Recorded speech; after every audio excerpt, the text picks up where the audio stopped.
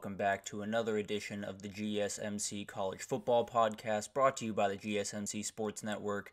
I am your host, Tommy Brzee. It is Tuesday, April 16th, and we have a great show for you today.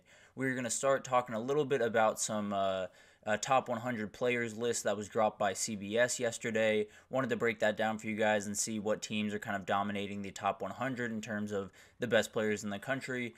Then we're going to get back to spring game takeaways. Weren't able to really finish yesterday, so wanted to break down a couple more for you to hear today. Then we have another CBS-centered segment. We have Chris Hummer dropped his transfer portal superlatives. Wanted to break that down for you guys. Some teams to watch, some positions to watch, and some even players to watch throughout this next couple of weeks. And then we'll get into another Top 10 Tuesday, and I will take a whack at the best 10 players in the country. This is not an easy thing to do, so spare me a little bit. But before we jump in, I do want to remind you all we get tons of questions and comments throughout the show. And the best way for you all to get your question on the air, get me to see it, and I can respond to it, is to use the tip and donation link at the bottom of the screen, GSMCPodcast.net. It's a huge help not only to us here at the network, but to you all. You get to watch and have kind of an interactive experience here, which is fun for both of us.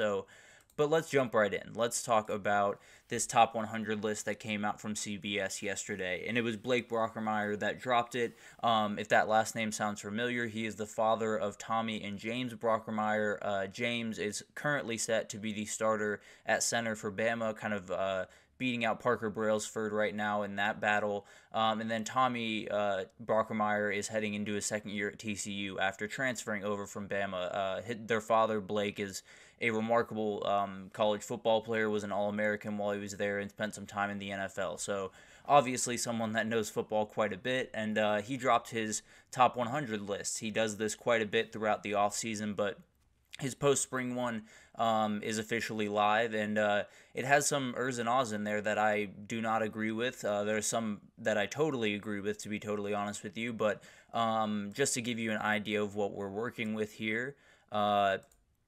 So he started off with Travis Hunter, which is kind of hard to argue with, to be totally honest with you. I mean, when you look at that kid on both sides of the ball, he's one of the best players on both sides of the ball in the entire country. So it's pretty remarkable when that happens. He's obviously one of the best athletes in the country, so totally understand why he's his number one. He is not my number one, but you'll have to stay tuned to get my top 10. I'll kind of keep a little bit under wraps what I have, so we can keep some intrigue going into the last day. But as you see here, Colorado does have two of the top four players in the entire country when you talk about Travis Hunter and Shedeur Sanders, according to Blake Brockermeyer, but they only have one more player in the entire top 100, which is BJ Green, an Arizona State transfer who's at 77. So this Colorado team has talent. There's no doubt about it. Those two guys lead the way, but they lead the way by a pretty comfortable margin, to be totally honest with you. And if you've been watching the transfer portal news the last couple of days, they've been losing guys pretty much left and right. So I'll break that down later in the week, I believe. Have a show probably at the end of the week, likely going into Colorado and kind of the situation happening right there right now. But for the time being, it really does look like it's Shedeur Sanders, Travis Hunter, and everyone else pretty much on that team. So not necessarily a way to win a conference title or to do the things that Dion definitely wants to do this year, but still plenty of talent between those two, and as long as they can keep those two clean, especially Shedeur Sanders, they might have a shot to make some noise. But you have James Pierce Jr. at number 2 in the country. I think that makes sense. He's an absolute force on the defensive side of the ball for Tennessee, a guy that broke onto the scene last year, but is only going to keep getting better. He can put on a little bit more weight. He can get a little bit more nuance with his pass rush, even though it's already pretty great, to be totally honest with you. But definitely an absolute force there, and gives Tennessee a huge upside on that defensive side of the ball. Another guy, another D lineman there, Mason Graham here at 3. I think that makes total sense as well. An absolute force on the inside. Someone who's going to have to fill some pretty big shoes this upcoming year, but has the ability to, and is going to be one of, if not the best defensive tackle in the entire country. We talked about Shedeur Sanders already, but at number 5, we have Luther Burden, the first wide receiver on this board, and it makes sense why he's here. It does look a little bit interesting with him above guys like Jalen Milroe and Carson Beck and some of these other guys, but Luther Burden's an absolute game changer. If you watched Missouri last year pretty much at all, you saw him make a pretty remarkable play, I'm sure. So he's someone that totally changes the complexion of that team, totally changes the way that Brady Cook is able to look in that offense, because there are certain players that just elevate the people around him, and Luther Burden's one of those guys. That wide receiver room does not lack for talent even behind him, but Luther Burden really is what makes that all go, makes everyone kind of fall into their right position, and it makes everything work. So he's an absolute game changer. Makes sense why he's up there. And then you have your first offensive lineman here with Will Campbell from LSU at 6.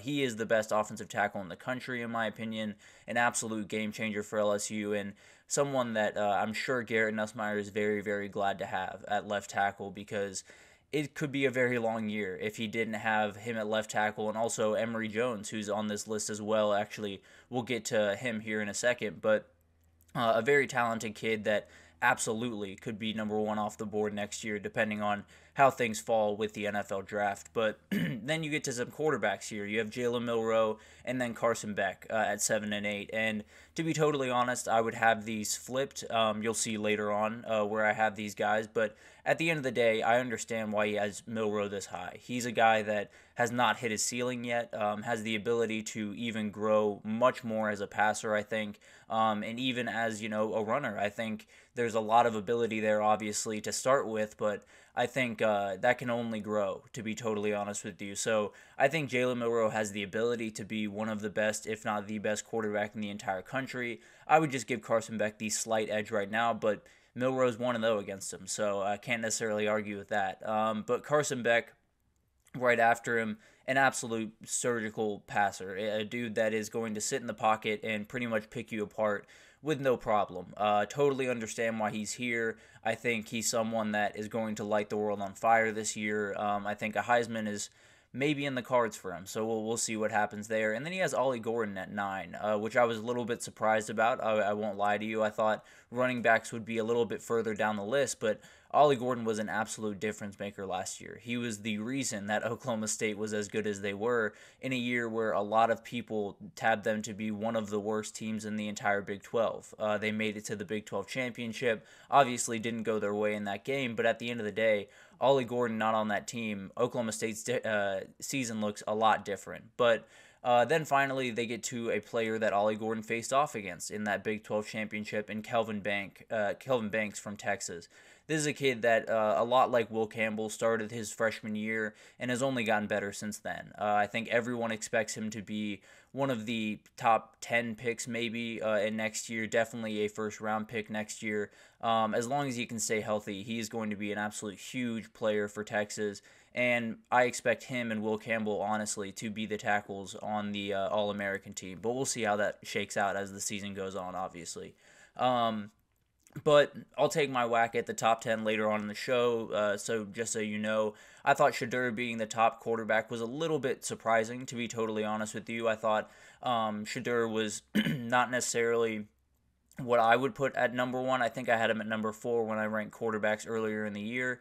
But I totally understand why he has him there. He's an absolute difference maker. His ceiling is maybe higher than the rest of these guys, so I totally understand that. And then Ollie Gordon in top 10, I kind of talked about it. Was a little bit surprised about that as well. But let's get to some teams that kind of dominated this. As you see, you don't have any Ohio State players in the top 10. Well, that didn't necessarily hurt them in getting the most amount of players in the top 100. They had 7 different players in the top 100, and it started off at number 12 with Quinshon Judkins. And if you see those asterisks next to names, oh, well, I missed one with Isaiah Bond. But those are some transfer players that have joined some other teams. So Quinshon Judkins was a big-time pickup for them.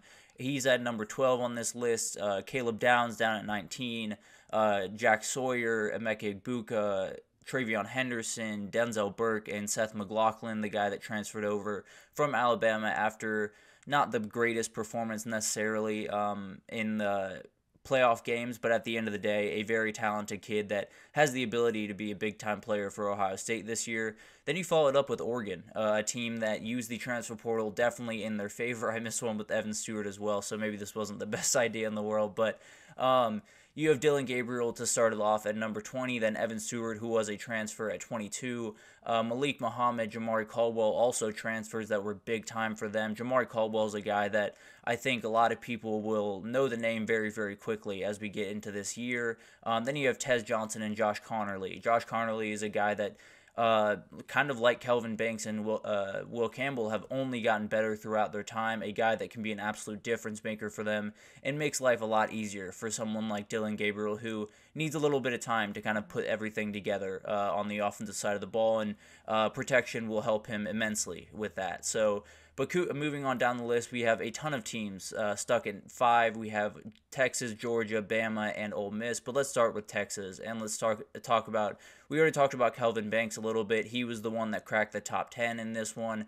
But Isaiah Bond right after him. You had Ewers literally right after Isaiah Bond at 15, and then you had C.J. Baxter and Trey Moore, a transfer from UTSA at edge rusher at 85 to round this out. So obviously 2 huge pickups there in the transfer portal with Isaiah Bond and Trey Moore. But obviously this is a very talented team. I was a little surprised CJ Baxter was on this list, to be totally honest with you, but a very talented kid that can do a ton of really, really remarkable things this year. But let's move on down to Georgia. We already talked about Carson Beck in the top 10. You had Malachi Starks, who I think could be a little bit higher on this list, to be totally honest with you. You have Tate Ratledge, Michael Williams, and Dylan Bell to finish it out. So a very talented group. All their top 5 guys are in the top 75. So obviously a remarkable group over there in Athens, Georgia, as there always is. But moving on to Alabama, Jalen Milroe we already touched on. Tyler Booker was the next on this list, which makes sense. An absolute force on the offensive line. That is going to be one of the best players in the country this upcoming year. You had Malachi Moore. You had Jaden Roberts, who's the other guard on this team, across from Tyler Booker. So that offensive line, at least interior-wise, is going to be an absolute force. We talked about James Brockermeyer earlier. It sounds like those 3 are the interior guys, and that's quite the 3 to have for run blocking and things of that nature on the interior side of the ball. And then you have Deontay Lawson to finish it out at 84. But Ole Miss got a ton of help with this new transfer portal rules and everything, and the big-time players that came in. They got 2 top 50 players in Walter Nolan and Princely Umanmielen. I think both those guys are big-time players for them this upcoming year. You had Trey Harris to start it off at 23. I think he's definitely the best player on this team. Jackson Dart, and then Caden Prieskorn. And I think the biggest thing here is the 3 guys that were already on this team that are in the top 100 are offensive players. The other 2 that they had to pick up through the portal are defensive. So you see the deficiencies that needed to be filled, and you see that Lane Kiffin has done a really good job in filling them, at least with the top-end talent that they absolutely need. And then we got 3 teams towards the bottom here with 4 players across the top 100. We'll start with Michigan. Mason Graham, we talked about, one of the best players in the country. A guy that just missed the top 10, and Will Johnson, is an absolute game changer on the outside. Colston Loveland is one of, if not the best tight end in the entire country. I think him and Mitchell Evans are really vying for that top spot next year in the draft. And then Kenneth Grant, a guy that is going to be right next to Mason Graham this upcoming year, and a duo that I think could be as dominant as the Texas duo Tavondre Sweat and Byron Murphy were last year. So would be an absolute huge boost for Michigan, especially on that defensive side of the ball, and would give their quarterback a little bit of time to get his footing at least, while they hold teams to under 10 points probably the majority of the time. But let's finish it off with LSU and Miami. LSU, we talked about Will Campbell. He's a game changer. Harold Perkins was a little bit misused last year, to be totally honest, but is still very, very talented. He comes in at 16. You had Mason Taylor at 48, the tight end that is an absolute beast. And then Emory Jones, the other tackle on this team, at 61. So 2 incredibly talented tackles on this team, both in the top 100 for LSU. Gives Garrett Nussmeier a very good peace of mind as he heads into the season. And then Miami to finish it out. They started a little bit later in this list with Cam Ward coming in at 30, being their first guy. But Ruben Bain was very shortly after him at 33. I honestly think he could be even even higher on this list as the season goes on. You had Xavier Restrepo at 62, and then Francis Mauanoa, the very talented tackle, at 98. So this is a very talented team in Miami. I think they've done a remarkably good job of building up that team since Mario Cristobal has gotten there, but it's time to start delivering, right? Coral Gables is definitely a place that they expect to be competing for trophies and be in the conversation for quite some time. So it'll be really interesting to see all that unfold and see what kind of happens as the season goes on for Miami in particular among these teams. But overall, this is a very, very interesting list. I think one of the things that really stood out to me as I kind of went through it was there are really talented players all over this country. We talked about Ricky White yesterday. He was on this list, the UNLV wide receiver that is going to get quite a few offers in this transfer portal window, if I had to imagine. And then you also had Torrey Horton Jr., excuse me, from Colorado State, another wide receiver that's an absolute difference maker. So you see that while, probably the next 200 people on this list would have been, Power 5 type players, there are really talented players all over the country, guys that can get drafted in the next level and make big time differences for their franchises pretty much right away. So I think this is a group that obviously, there's so much energy put towards the SEC, the Big Ten, the big dogs of college football, but there's plenty of talent all over the country. And if you just, every couple of weekends, tune into UNLV or tune into Colorado State or tune into one of these smaller teams, you'll be pretty surprised by the amount of remarkable players that are on this team and